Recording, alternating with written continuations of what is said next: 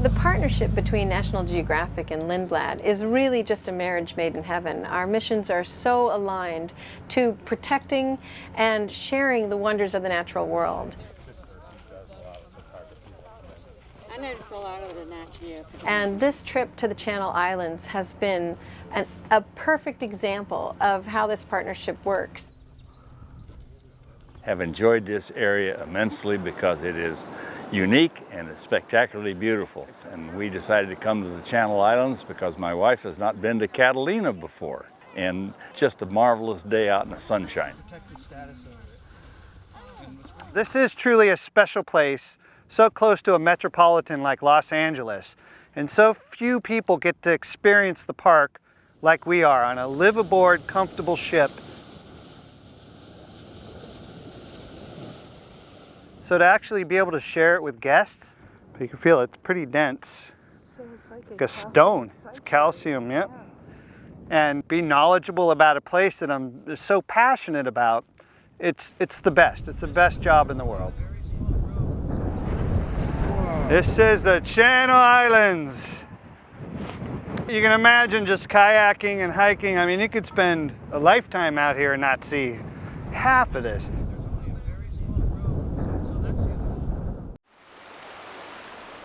Catalina Island is the largest of the southern Channel Islands. It's about 8 miles wide and 22 miles long. And of that land, 88% is owned by the Catalina Island Conservancy. Of the 1 million people that visit Catalina every single year, a very small percentage are able to get to Little Harbor and explore what Catalina's natural habitat really looks like. So right now, we're in an area that's totally protected. We're seeing some really interesting native species. They're working incredibly hard here to bring back those species after an era of ranching. We see things like the prickly pear cactus, coastal sagebrush, Catalina Island manzanita, and the Catalina Island fox. Well, you know, this is such a beautiful spot, and we're so lucky to have wonderful weather today. I'm just impressed at the ability of people to get out and go on these kayaks out into the open ocean. We just couldn't ask for a nicer day. No, the weather's beautiful. The seas are like glass right now, which really enhances the experience. But seeing all the wildlife and pristine area that the Conservancy has maintained here has been wonderful.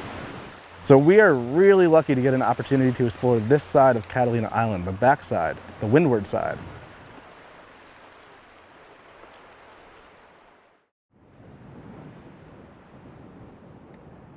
It's really incredible that we have the opportunity to see a species of plant that's only found in 2 places on the entire planet.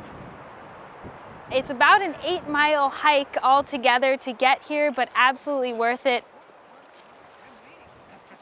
So we have arrived in this beautiful grove of Torrey pines, not only found only on Santa Rosa Island among the Channel Islands, but this is the only part of the island where we can find Torrey pines.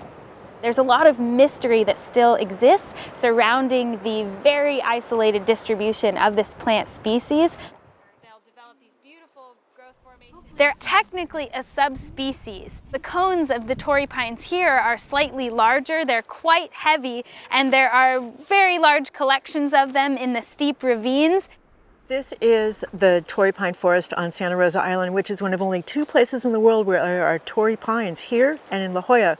These are short and scrubby and contorted, and they're really magical. This is one of my bucket list items, and I'm thrilled.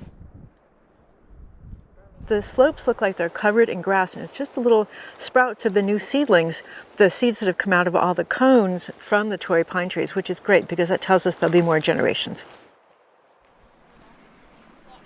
It's just been totally worth the trip out here and an absolutely fantastic day.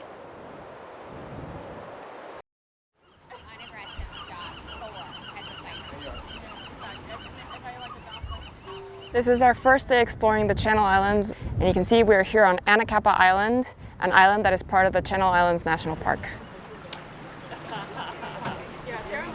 We are 14 miles away from the mainland, and it's amazing to see how just a short distance away from a bustling city, we can find this amazing natural area. I've really been here. This is a popular spot, yeah. Holy cow. What we call the front side of the island, so the one facing the mainland, the north side of the island, is actually protected. There is no fishing allowed. But on the back side, fishing is allowed. So you see this really big difference in the wildlife that you can find, especially underwater in this island.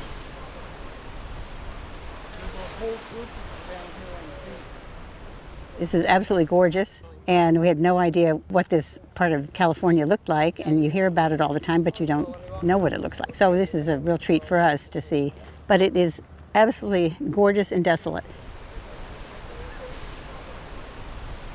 Inspiration Point is the westernmost tip of East Anacapa, where we've been hiking. And from Inspiration Point, you can see out to Middle Anacapa and West Anacapa, the two other islets that make up the entire Anacapa Island.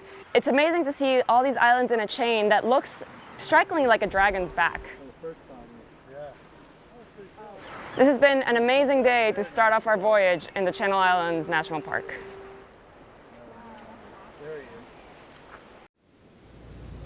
This is our first morning of our expedition. We've come over to Santa Cruz, and we were awarded the incredible opportunity to have a large group of common dolphins. So these common dolphins, they're a smaller dolphin, but they're very widespread in this part of the world, and they were focused mostly on feeding. They work in these large shoals, sometimes up to 1,000 or more, corralling schools of fish. It might be a number of different individual pods that all come together to more effectively feed on these schooling fish, making their efforts much more efficient. It's such a musical ballet that they play just below the surface, and it's really stunning. Like this mesmerizing movie going on for you with dolphins all at once, crisscrossing and moving in and out. And that's probably the most beautiful thing I've seen in a long time. Fantastic. And we had a few California sea lions that showed up in amongst them that were following along and doing the same kind of activity. Well, we're blessed this morning with the weather cooperating now and the wildlife. Very few times you get this kind of experience the very first morning of a trip, so this has all come together, and we're really enjoying this first day of our voyage to the Channel Islands.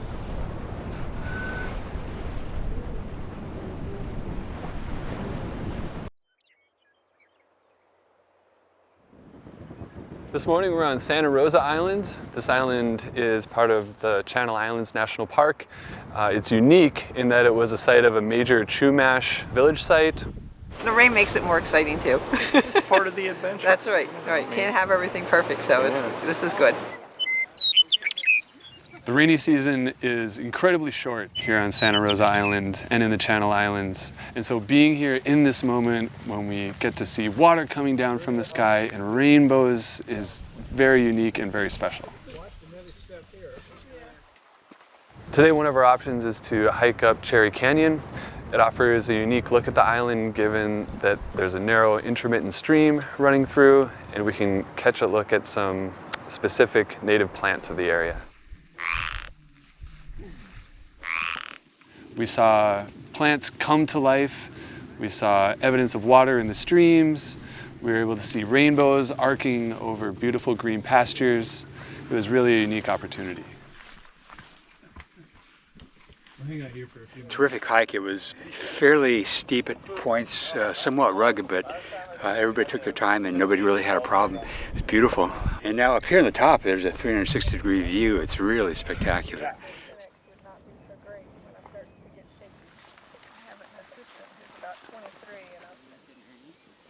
As a pioneer species, the lichen in Cherry Canyon provide a basis for all of the other growth. They fix nitrogen to the rocks and start to develop soils for plants to grow on.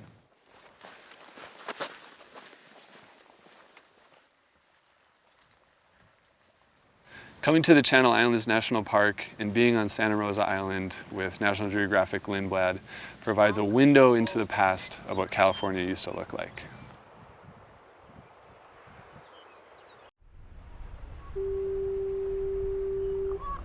So we have arrived here on East Anacapa. We've set foot in the northern Channel Islands, which is all a part of the Channel Islands National Park.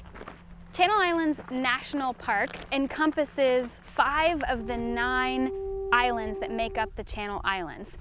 As we hike along this really narrow strip of volcanic landscape, we can see some of the other northern Channel Islands, and we can even still see the mainland from here in East Anacapa. We're so close, and yet we're so far away.